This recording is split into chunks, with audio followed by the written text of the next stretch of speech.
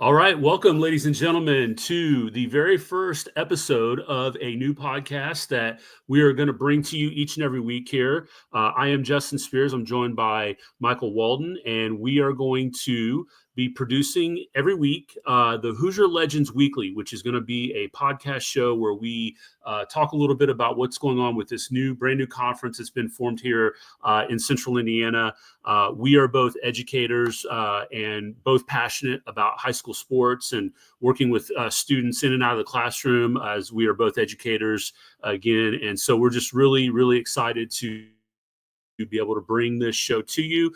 So what I thought we would do to kind of start off is just introduce ourselves, kind of tell you a little bit about our background, go through a little bit of the mission of what this show will be, and then give you guys a little bit of a preview of what you can expect each and every week as we bring updates about the Hoosier Legends Conference to you guys. So as I said, my name is Justin Spears. I am a teacher at Tri-West High School and boys golf coach.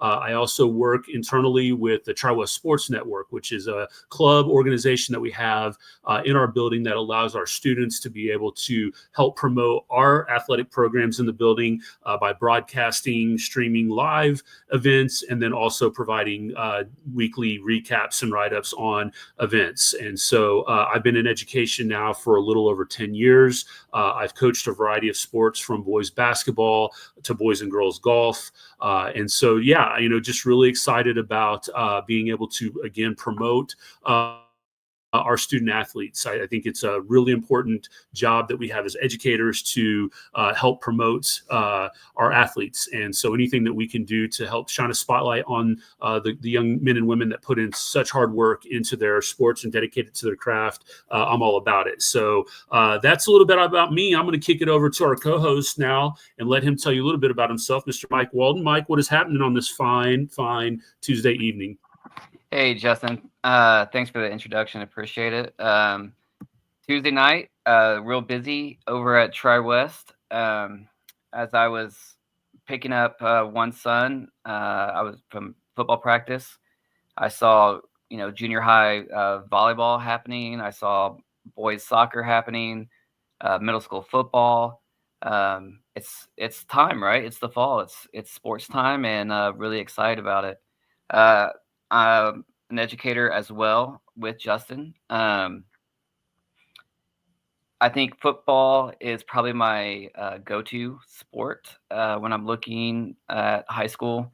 I have two boys that played or are currently playing at Tri-West and another middle schooler. I've coached, elementary age football, middle school football. I've coached track, absolutely love track and field at the high school level and at the middle school level. As Justin said earlier, for me, it's just all about the kids and supporting, their passion and seeing them grow and trying to give shout outs and, really looking forward to this new conference and seeing what it's all about.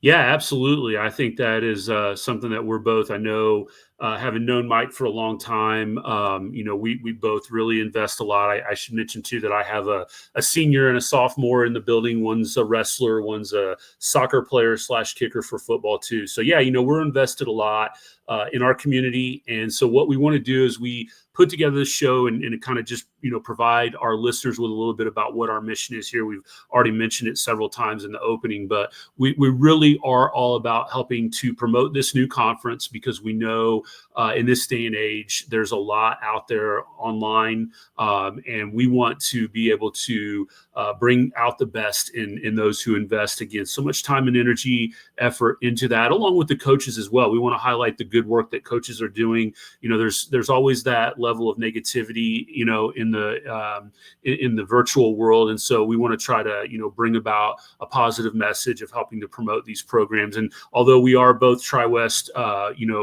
employees, coaches, we know the vital importance of being able to promote our conference across the board. So we want to show love to all of our 6 founding members, and then eventually our other 2 with Greenwood and Shelbyville next year. So yeah, each and every week, what we want to try to do is give an overview of what's gone on in the conference. We want to try to show as much love to all sports as we can. And one of the ways that we can do that is with our listener support. So if you stumble across this podcast early on and you're a member of one of these founding member schools, please feel free to send us information, contact us, reach out to us, let us know what we can do to help promote your programs. Because again, that's really what this is going to be all about, is to discuss what's going on within the conference, to talk a little bit about results, predictions. We want to spotlight teams and players throughout the week as well. So if you've got a young man or woman who has, put together a noteworthy performance, we want to help highlight that for you. So that's kind of in a nutshell what we're going to try to bring to you on a weekly basis. So with that, let's kind of jump into what we wanted to start the show off with, is talk a little bit about how we got here, right? I mean, all of these schools that are coming together to form the Hoosier Legends Conference have come from different places. And so, we know that there are changing demographics in the central Indiana area. Mike, I know you and I talked a little bit today, even at length, about, what was kind of said with us, being in what was the Sagamore Conference, which is still around, but it looks a lot different now. What initiated that? From your perspective, you heard a little bit, maybe, behind closed doors about maybe what was being said, and then ultimately what kind of made it out into the public. So take the listeners through a little bit of what your understanding is as to what kind of initiated the falling apart of the previous Sagamore Conference. Yeah, thanks, Justin. For me, it's a kind of a sad moment, a bittersweet moment. Tri-West has been part of the Sagamore for, I think, about 24 years or so, maybe that 25-year mark. Before that, we were part of the West Central Conference. The Sagamore has been excellent when it comes to sporting events and athletics. Western Boone having that three-peat state championship not too long ago. In the early 2000s, Tri-West did back-to-back state championships and then won another one in 2014 when we're talking about football. I know Tri-West here recently has been a powerhouse in softball with Audrey Lowry, who's now pitching at Oklahoma. We got to the state championship 3 years in a row. It was a really good conference.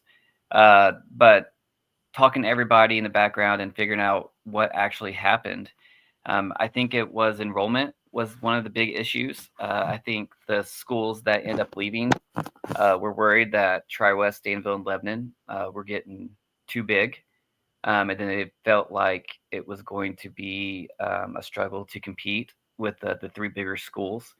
As you know, like Eli Lilly building that new building out there in Lebanon is really going to skyrocket Lebanon. You're probably going to see them close to being 5A here in the next couple of years. Danville is having a lot of growth there as well. They just recently moved to 4A after being in the 3A conference in football for as long as, I don't know, probably about 20 years or maybe 10 years.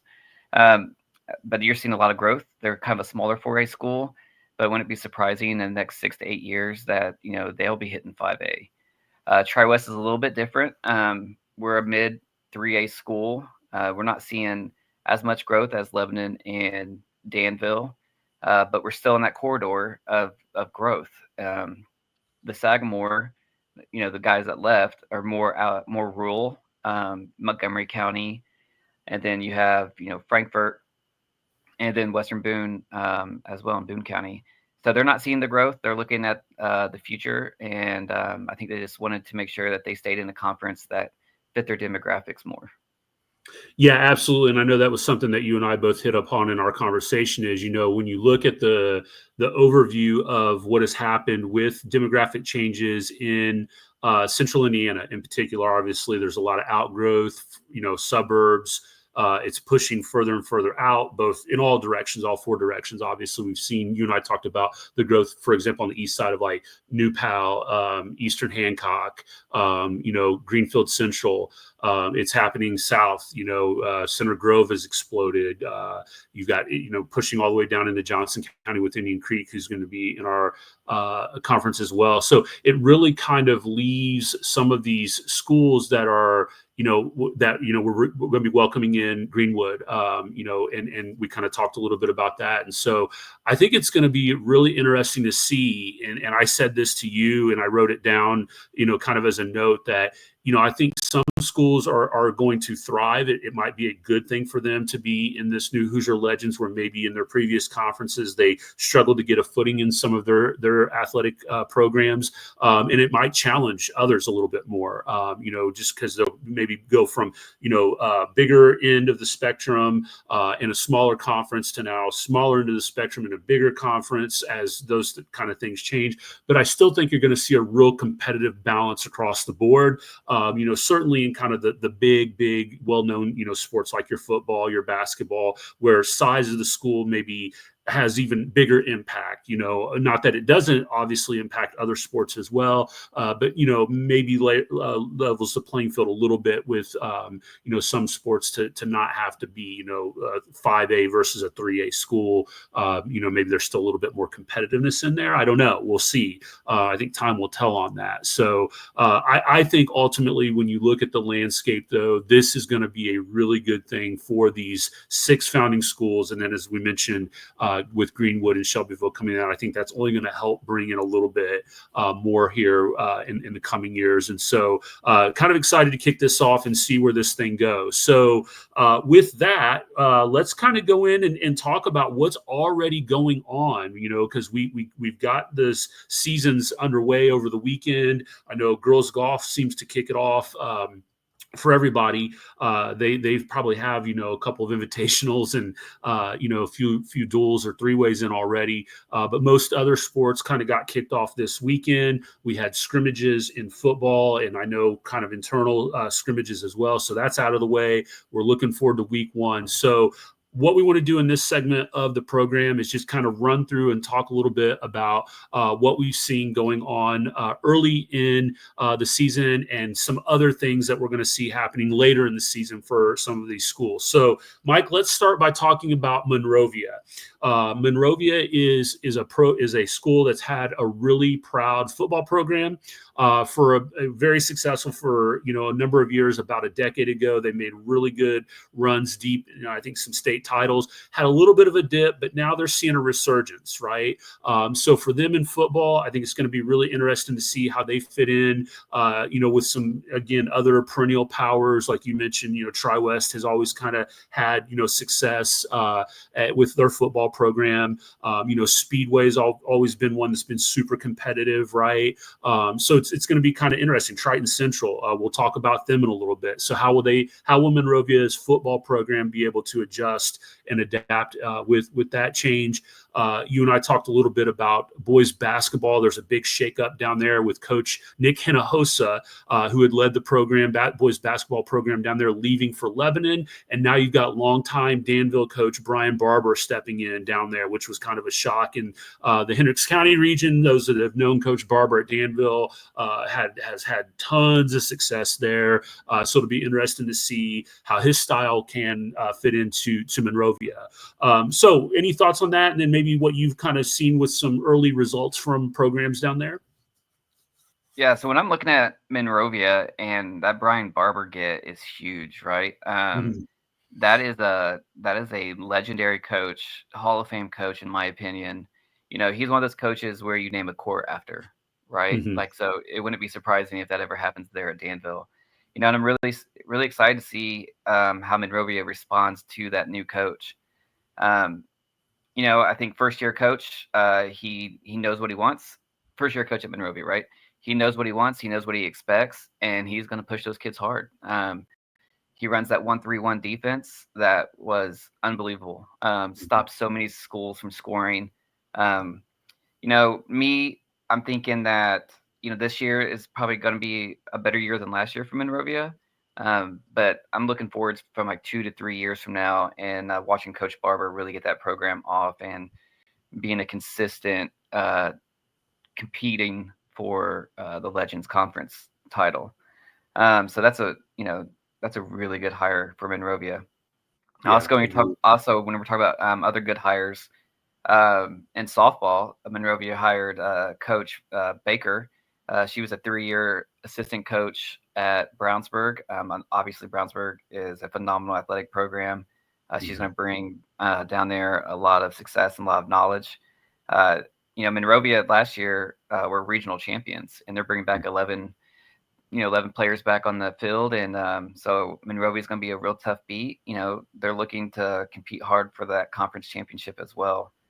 When we're talking about football with Monrovia, man, this first week against Cascade is going to be awesome. It's always a rough game against those two. I'm really looking forward to see how each one competes. Monrovia is probably the favorite in that game, or not Monrovia. I think Cascade is actually probably going to be favored in that game, but I think Monrovia is going to compete really well. So I'm really looking forward to that and seeing how they respond week one and see how they grow. If you're looking at what we have of what they've done so far this season, you got to start off by saying their cheerleading. Their cheerleaders really worked hard this summer, and you could tell with them winning the Indiana State Fair Championship, right? So that's a big shout out to the cheerleaders down there. I know in a couple months that there's going to be the conference competition. Tri-West has, historically been a phenomenal Tri-West cheerleading program. So it's gonna be exciting to see if Monrovia ends up taking the conference championship, or Tri-West can hold out and get that win there. And then when we're looking at the girls golf team, they won. The girls golf will be known as the first ever Hoosier Legends match winner in any sport there at Monrovia. They end up beating Beech Grove with a score of 182. And big shout out to Avery Wolf, who was the medalist in that match with a 45. So congratulations. Yeah, that's awesome. Yeah. So again, that's kind of stuff we'll want to try to put together for every school in the conference. And again, it's a lot to track for all of those schools. So the more that we can get fed that, we try to scour the internet for things, Twitter accounts, max preps, things of that nature. But the more that if you've got somebody in your program that can push that stuff over to us, we'll share our contact information with you guys, and you can find ways to get in touch with us, and we'll definitely make sure that we work that in.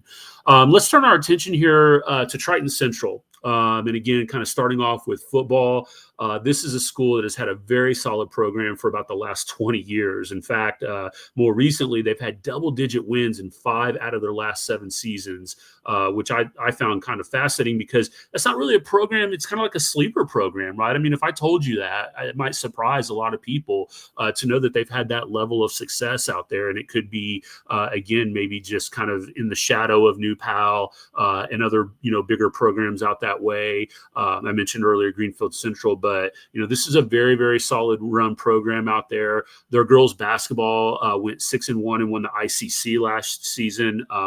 They've had success across the board in baseball. They've had a very competitive program as well. I think it was about 10 years ago they won 3 sectionals in a row in their baseball program. So definitely some athletes in that talent pool out there, and I think they're going to be a really intriguing school in this conference to see how they match up with. I think they fit really well with that profile of schools like Tri-West, Monrovia, Beech Grove, Speedway, and so on. So anything that you would add about Triton Central before we move on? Or Yeah, Triton Central is that consistent program where in every single sport they're going to compete and they're going out to win championships. I think they're 2A in football, but they are, I think, a team that a lot of schools want to emulate when it comes to their whole athletic program. Just consistent, top down, super successful year in and year out.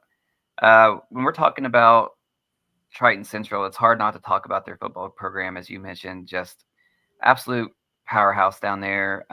Very successful, phenomenal long-term coach. But when we're looking at this year, I'm kind of looking forward to seeing who's going to be their quarterback.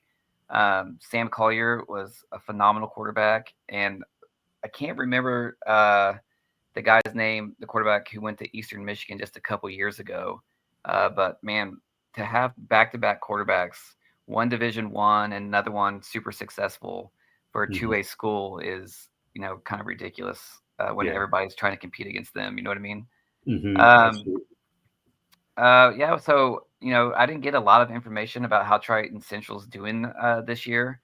I did see that last week in girls golf, Kennedy Hall was the medalist winner, as the team as a whole scored 220. They end up beating Indian Creek in that one and losing to Greenwood Christian in that meet. Mm-hmm. So, as Justin said earlier, please feed us some information. Sometimes we can get it pretty easily, and sometimes it's really hard to find. But good shout out to Kennedy Hall and being that medalist winner. Congratulations. Yeah, that's awesome. All right, let's moving on along. Indian Creek, again, much like Triton Central, just a really solid athletic program across the board. Both their girls golf and tennis teams finished second in their conference last year. I know they've had a really pretty solid baseball program over the last couple of years. I know in talking to our baseball coach, Coach Spence, he's spoken highly of what they're going to bring to the conference on the baseball side. I know having coached against them in basketball, now this has been a number of years ago, they've always had very athletic programs. They get up and down the floor. They've got a lot of athletes, so they're going to be dangerous. And again, obviously, we don't really know yet what the season is going to look like for a lot of these programs, but we're just looking at historical data and trying to piece together the puzzle here. So I think they're going to be a program that's going to continue to see kind of like what we talked about earlier with outward growth. The more that people start to maybe say like the Center Grove area, the Whiteland area has exploded, that they might start to kind of filter down a little bit more. And it wouldn't be surprising if we didn't see a little bit more growth out of the Indian Creek programs in the next couple of years as well, and just to continue to draw on their talent pool. We were only able to really kind of find one result early on that we wanted to throw in, and that was that their girls golf defeated Danville, and Kinley Zimmerman was the medalist in that match with a 47. So that's a pretty solid score there out of the gate. Anything in that range is going to be pretty good. So congratulations to her on winning medalist there. Mike, anything you want to add about Indian Creek before we move on? Yeah. So, as I said earlier here in this podcast, football is kind of the thing that I focus on, and that's a lot due to my boys playing it. Man, Indian Creek has this quarterback, Evan Clark, who is just a monster, right? He started as a freshman, threw the ball over the field. Coming in as a sophomore, I'm expecting huge things from Clark. And, Indian Creek also has one of the state's best receivers with Jackson Ramey. I think you're going to see a lot of Clark to Ramey touchdowns and passes, and it's going to be a fun season for them. I do want to give a shout out to Malachi Mink. He was their running back last year, and he's going to one of the state's greatest football programs, Indiana Wesleyan. So I'm hoping that he does well up there. I might be a little biased for Indiana Wesleyan, as my oldest son, Malachi, is redshirting as a quarterback up there. So two Malachis, which is, kind of, not a very common name, but they're both going to Indiana Wesleyan, and now they're teammates. So that's going to be fun. Yeah, that's awesome. That's awesome. All right. Well, moving on along here, we look and highlight Beech Grove, located on the south side of Indianapolis.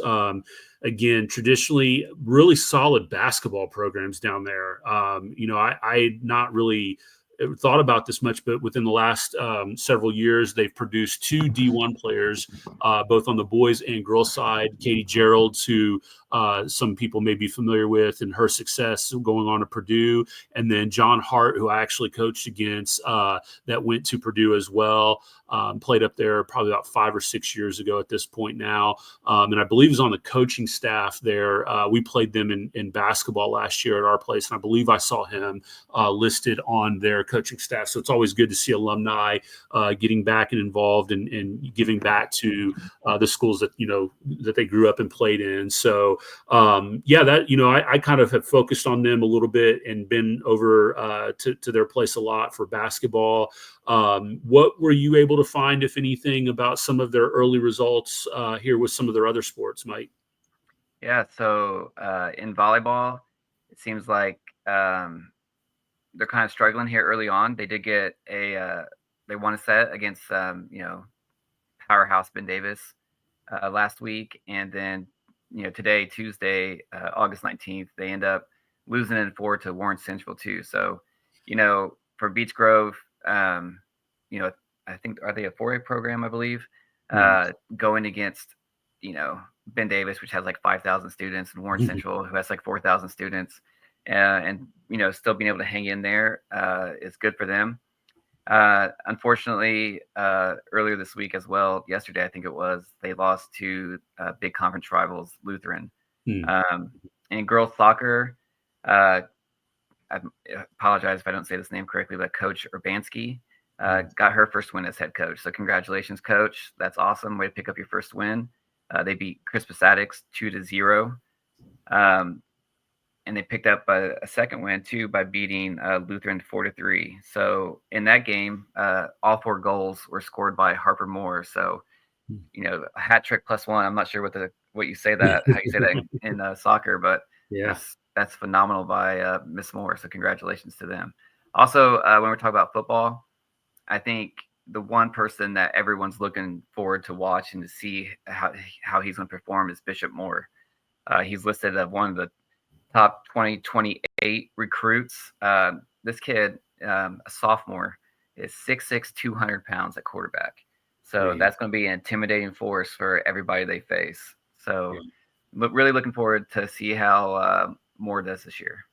For sure. No, that's awesome. Good stuff. All right, as we start to round out our last 2 founding schools here in the conference, we turn our attention to Speedway, the Spark Plugs. Very competitive athletic programs. I'm very well versed, having been old WCC rivals with them when I was at Cascade coaching basketball down there. And speaking of that, we start right there with that. Big change for them. Longtime Coach Bennett is out at Speedway, and they bring on Bobby Wanell, who has had a lot of success coaching. He led Tinley to a state championship, had some success at Kokomo, and most recently at Taylor High School. So he's been, and I believe he played, if I remember reading through his bio right, he either played at Kokomo or Taylor. I know he's from up in that region.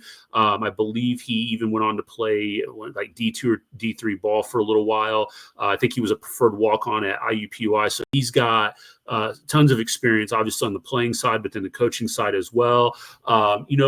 Mike, to me, the Spark Plugs have always had very competitive programs. Their boys soccer program is state ranked in 2A. Their football team is always been, right there, really, really competitive, tons of athletes. I think that sometimes they kind of get bit a little bit by like the transfer bug sometimes within that kind of triangle, because you've got Pike, you've got Ben Davis, you've got Speedway. And so I think there's always kind of been a lot of movement within their athletic programs, which can sometimes, make it difficult to maintain continuity. But they certainly have the ability. They've got the resources. I think some money is starting to filter in a little bit. I saw they updated their football field. Their golf team gets to play at the Brickyard Crossing, and things of that nature. So I'm really intrigued to see what Speedway can bring to the table, and if they can sustain some of the early successes that I think they see in some of their programs, but have, just quite honestly not even been able to finish off runs deep into the season. Yeah. Speedway, I think, is hit with, I'm going to call it the T word, because I think that's a cuss word for a lot of coaches out there, is that transfer portal. With the IHSAA opening that up, man, you saw, I think there was like 1,000, maybe 3,000. I don't know. I don't want to make up numbers here, but there was quite a bit of kids who transferred last year and are playing different sports. And I apologize if I'm wrong, but I think maybe the starting quarterback and running back for Speedway have both transferred to different schools. Mm-hmm. It's tough. I know here at Tri-West, we've lost a couple transfers to bigger schools and bigger programs wanting more exposure, Mm-hmm. And when you're looking at Speedway and Tri-West, and I assume most of the Legends Conference, our athletic budgets are pretty tight, right? We have to count every dollar. And then when you're looking at some of these 6A programs, they're like millions of dollars. They're small Division I colleges sometimes. I think Brownsburg put in like a multi-million-dollar or close to $2 million indoor golf simulator. Mm-hmm. Tri-West can't compete with that, right? And I think Speedway might be right in that location of, hey, if a kid wants, a lot more exposure, a lot more ability to play against better competition, it's 5 minutes away, you know. Whereas some of the other schools in the Legends Conference, it's going to be a half hour, 45 minutes to an hour drive to get to a different school. So, yeah, I'm excited to kind of see how Speedway is going to deal with that and how they can keep that consistency and build a program in all of their sports to actually bring in transfers now instead of exporting them. Sure. All right. Well, let's round out with the Tri-West Bruins. Obviously, very well familiar being in the building and being a part of some of the programs there. But, again, I'm fairly new to the district. I've only been in that building, for a little over 2 years now altogether. Although my boys have grown up in this district, from kindergarten. Very competitive, obviously, across the board. A lot of success. But a lot of change as well, over the last couple of years. And again, we've talked a little bit about it, with the shifting demographics, how is that affected? And now with the transfer thing as well, you got to navigate it. You can't make excuses. So I think that the Bruins have been able to maintain a lot of continuity and consistency. And one of the things that you will probably see with most athletic programs that have been able to enjoy successes is when you have that success and then your younger athletes get to see that and they stick with the program, they're going to grow and see what it takes to be successful. And I've definitely seen that from the Bruins, right? You've had, generations of families in the community who have had, their players and sons and daughters go through these programs, and then the younger kids see that. And I think that's kind of led to that. So let's talk a little bit about what we're going to look for this year on the football side. I think I heard over the weekend, and I didn't realize this, 22 seniors that graduate. More than I would if that number is accurate, Mike. But obviously, all eyes on Jack Sorgi, junior quarterback, Louisville commit. The all eyes on him. He's going to be the catalyst, the straw that stirs the drink, so to speak. We'll talk a little bit more about that here in a minute. On the volleyball side, you've got another D1 junior commit in Caroline Ward, who's committed to SMU to go play a nationally ranked program down there. Baseball's had a lot of success. Both basketball programs have been very successful. So, and again, other programs as well have really seen a lot of success even early on this year already with some sports. So what have you seen with some of our athletes so far this season, Mike? And if you want to make any comments about any of those other sports as well, feel free to chime in. Yeah, so Tri-West football just had their scrimmage against Plainfield. And I think, it's a scrimmage, so everyone's pretty vanilla. Just kind of testing out the water, running the kind of like their base offense and base defense against the other component, getting that first hit, those first tackles out of the way. And Plainfield's good. They're a 5A program. They got a sophomore quarterback, another Vanderbush. I think his older brother went to Iowa, right? And they're just that family is just an amazing athletic family, right?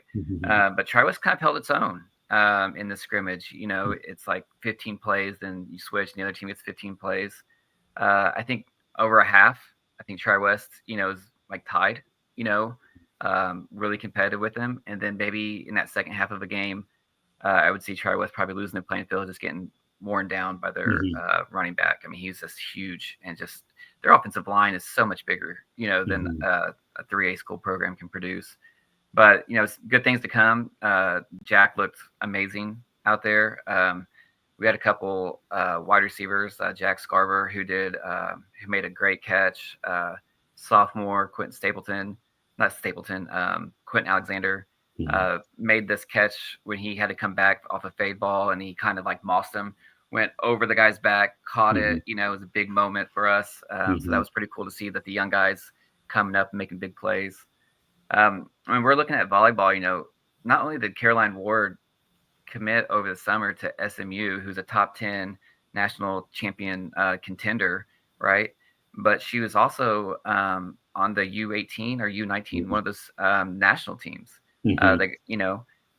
She is absolutely amazing. And then Caroline's coming off the back of a what was the girl who just went to, Maston, right? Who just committed, is now playing, graduated like a year early to go play for Pitt, who I think, was either national champion runner up. So Tri-West has had some absolutely amazing talent these last couple of years. As I mentioned earlier, with Audrey Lowry going to Oklahoma to play softball, and everyone who's listening who doesn't know much about college softball, Oklahoma softball is better than Alabama football comparatively speaking, right? I mean, that's how good Oklahoma is in softball. So it's pretty cool to see these kids, grow up and all of a sudden become very successful. When we're looking at how Tri-West has done these past couple weeks, today was the opener for tennis. The boys got a 4-1 victory over Heron. So congratulations, Coach Walkie, on opening up a championship or a game. And maybe it's a good time also to just tell the listeners, this is only our second year of tennis. Is that correct? Yeah, that's right. So I think we stopped having tennis maybe in the 80s. It kind of went away, and this is only second year bringing it back. And Coach Walkie has already taken over that program and is doing a phenomenal job. I think he's saying, he thinks that we'll have like 25, 26 girls come out in the spring. So talking about a program that started from nothing up to 26 girls is it's pretty cool to watch and see that program grow. For sure. When we're talking about girls golf, Tri-West beat Ben Davis on Monday with a score of 187. Shout out to Ava Donald shooting a 45 to win the medalist. And then over the weekend, Haley Phillips scored an 86, and she was a third place medalist at the Tri-County Invitational. When we're looking at our girls soccer program, they end up losing yesterday, Monday, to Avon 2-0. And once again, that's like a program that has over 3,000 kids, compared to Tri-West with like just around 600. So to stay there 2-0, it was a very good show. And then on Saturday, first time Hoosier Legends rival, Monrovia girls soccer played, and Tri-West got the victory 4-0. And check this out, Justin, freshman, Kaden Steffi scoring all 4 goals. That's amazing. Yeah, so the future looks bright there as well, right? In volleyball, over the weekend, the girls played in that Providence tournament down in Southern Indiana, went 2-1. They beat Evansville Mater Dei. They beat Castle, who's a big program. And then they end up losing to Providence. So I think won state last year. If they didn't, I know they were in the state finals.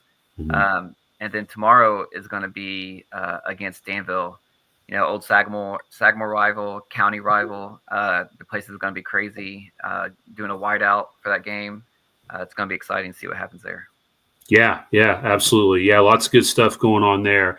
And again, just to as we wrap that up, just say, if you're listening to this and you come across it and you're affiliated with, or you get this into the ears of somebody who is affiliated with any of these schools, programs, we want to promote you guys as much as possible. So please direct us to where we can find your results or shoot them our way.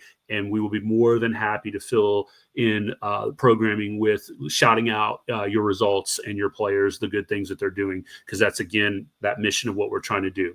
All right.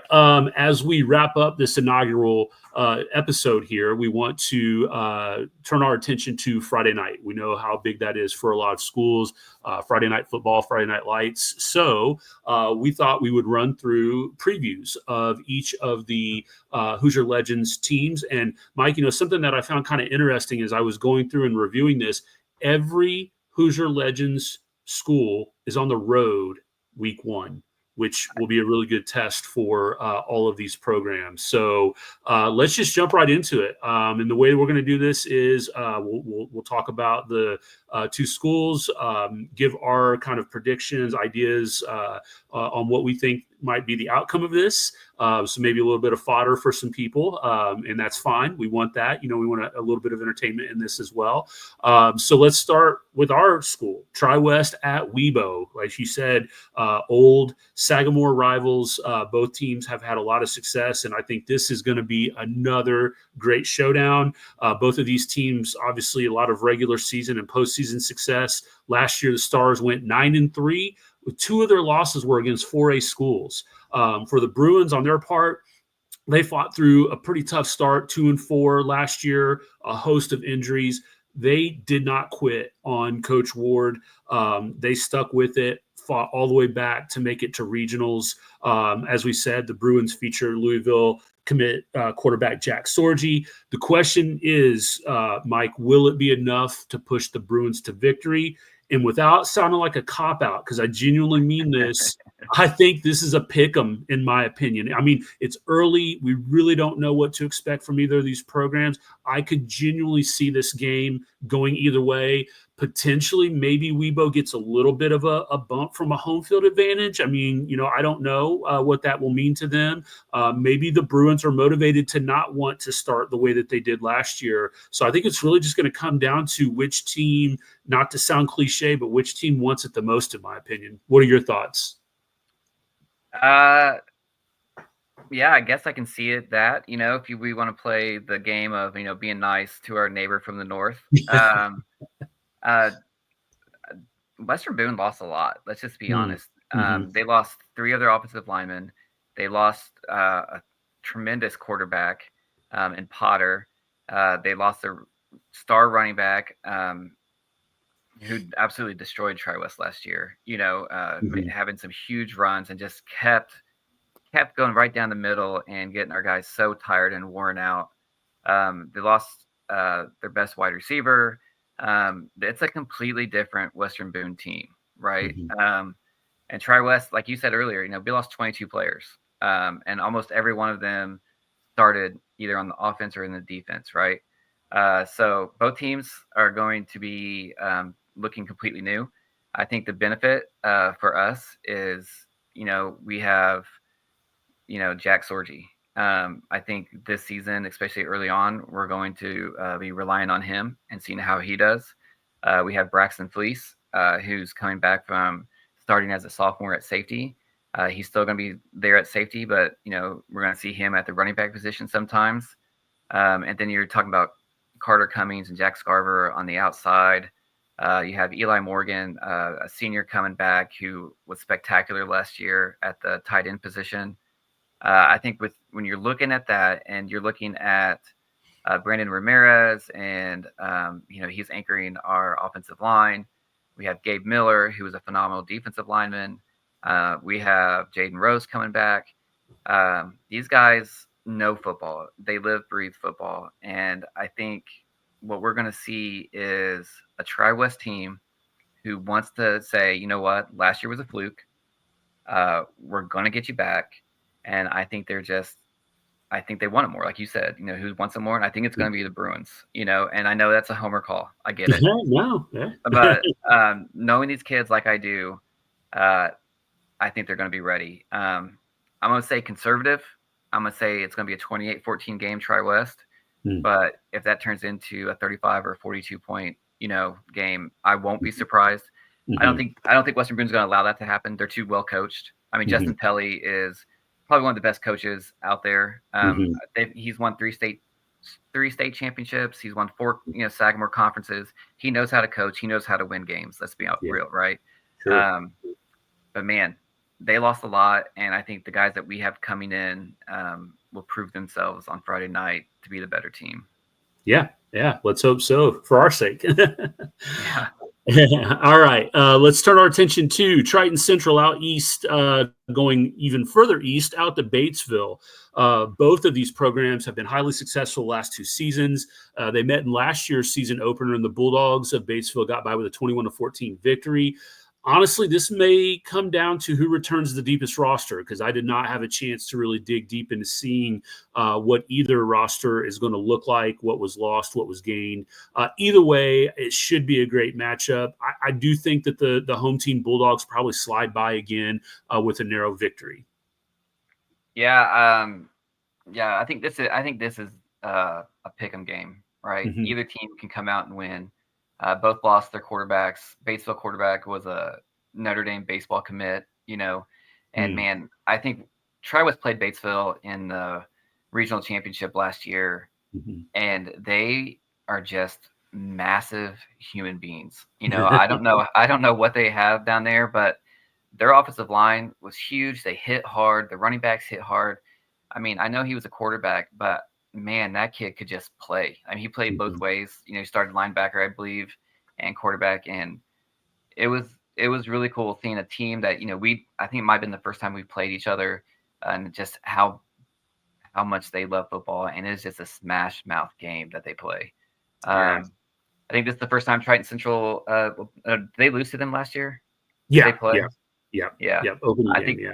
Yep. I think it's going to be the same. Well, you know what? I'm rooting for the homers. I'm rooting for Legends, and I'm saying Triton Central 21, Batesville 14. There you go. Reverse it from last year. All right. Moving on to two schools that we are familiar with. Monrovia goes to Cascade. You briefly brought this up earlier in the show. These are two old WCC and ICC rivals. They know each other well. The 39 rivalry. Cascade burst onto the scene last year, going 10-1. Were dominant in all of their games up until their sectional loss to Tri-West, and even then they pushed the Bruins to the brink. The Bulldogs had a successful season in their own right, going 9-3 before losing in their sectional final to Powerhouse Lutheran. This is going to be a great matchup. I know that Cascade has a quarterback who's a stud. I saw listed in the Indy Star write-up. I'm going to go with the home team here, the Cadets, to squeak out a win. Again, I know I'm not trying to throw shade at our Legends members, but I just think, coming into this one, I think Cascade's got that sour taste of how last year ended. They return a lot. They see what that success tastes like, and I think that's going to propel them to a win here in week one. Yeah, when I look at these two are like mirror images of one another. I think Cascade's bringing back more experience and more explosiveness in the backfield, but Monrovia knows how to stop it, right? This kind of game is really going to set the tone for the rest of the season, and I think Monrovia is going to give Cascade everything that they want. I do think Cascade is going to end up winning this game, 28-27. I think Monrovia will go for 2 and not get it. But just like with Tri-West and Western Boone, if Cascade ends up getting 56-0, I would not be surprised, because those guys can score and they can score fast, and it's really going to be all about their offensive line and how they replace the guys that they've lost. So. All right. Next up, Indian Creek at Western. Indian Creek was 5-6 last year, but in looking at their results, they lost 3 games by combined 13 points. Western was winless last year on the year. I see Indian Creek getting by in this matchup pretty easily, I think. Yeah, I do too. Evan Clark's got 1 year of experience underneath him. As we talked about before, Jackson Ramey's going to be right there catching all of his passes. And I'm kind of looking forward to seeing how junior Grady Walker will do this year, right? I think Western's not going to have an answer for him. I don't know if I think Western got a new coach again this year. They've been kind of having that coach carousel action, not really getting any consistency. Indian Creek 42, Western 0. Okay. All right. Speedway at Heritage Christian. The Sparkplugs were 4-6 last season, but ended on a 3-game losing streak. Heritage Christian is obviously a very solid 2A program. This is a tough matchup for the Sparkplugs out of the gate. I know they're trying to build some momentum and everything, but I see the Eagles getting the season opener in this one. Yeah, I do too. Heritage Christian is just a very solid program. I think the 1 year that I can remember that they didn't have like a super successful season is when their quarterback got hurt. And that quarterback just ended up going to, I'm not trying to plug them again, but Indiana Wesleyan, and led them to the semifinals last year in NAIA. And now he's transferred to Tiffin, right? A powerhouse Division II school. Yeah. So that was a big loss for them, right? I don't know if Speedway is ready for Heritage Christian, right? I hope they can compete. I hope they can stay with them and get the W. But yeah, I think this is going to be a Heritage Christian big time win. Yep.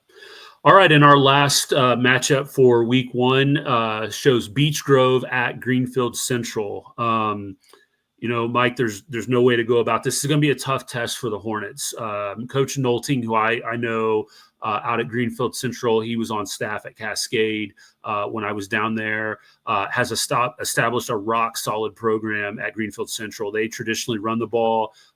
If he's still running the wing tee, I think that's what he was all about.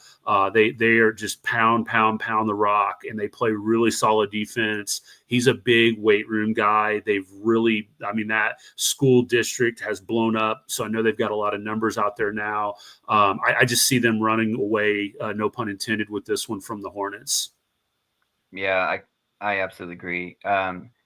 If you just look historically, the two times that they played last year, Greenfield Central just dominated them, and I don't see any reason why that won't happen again this year.